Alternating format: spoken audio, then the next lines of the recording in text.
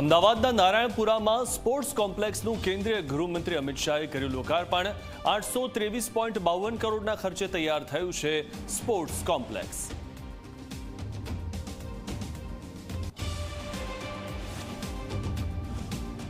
વડોદરામાં ST bus ડ્રાઈવરની ઘોર બેદરકારી। વિદ્યાર્થીઓ બસમાં ચડતા હતા ત્યારે જ હંકારી બસ ડ્રાઈવર અને કંડક્ટરે અનેક વિદ્યાર્થીઓના જીવ જોખમમાં મૂક્યા।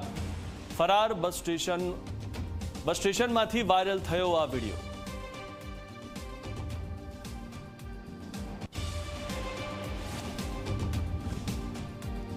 અમદાવાદના વિરાટનગરમાં બિલ્ડરની હત્યાનો ઉકેલાયો ભેદ। રાજસ્થાનથી 3 આરોપીઓની ધરપકડ।